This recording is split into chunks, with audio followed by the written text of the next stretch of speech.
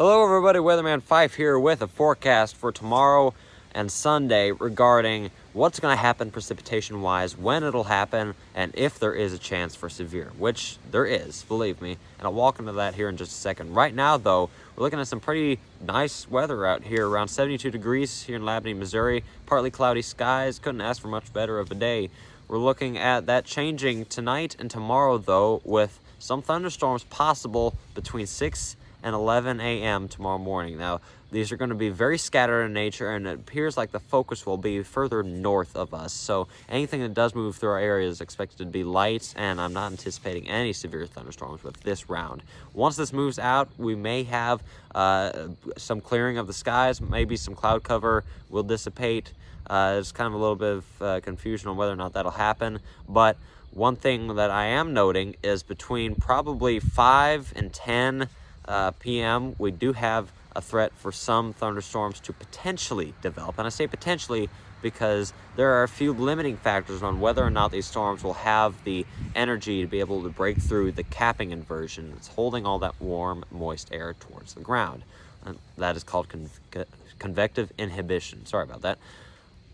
Now, the convective inhibition is going to be limiting that development, but if storms do decide to develop, we will see the potential being greatest for large hail and some damaging wind gusts. Tornadoes are probably going to be a little further north centered, but there is still a very slight potential for a few isolated weak tornadoes. Now, with that said, we're going to see these storms, if they do develop again, this is a slight chance right now, if they do develop, they'll move out of the area, I'd say by 10 or 11 o'clock, moving off to the southeast, and there is a continued chance of maybe a few scattered storms afterwards, but I think the majority of the storms will move out. Sunday looks hotter, it looks clearer, and at least until the overnight hours into Monday, we shouldn't see any precipitation on Sunday. This is, again, pretty big change since the forecast on Thursday.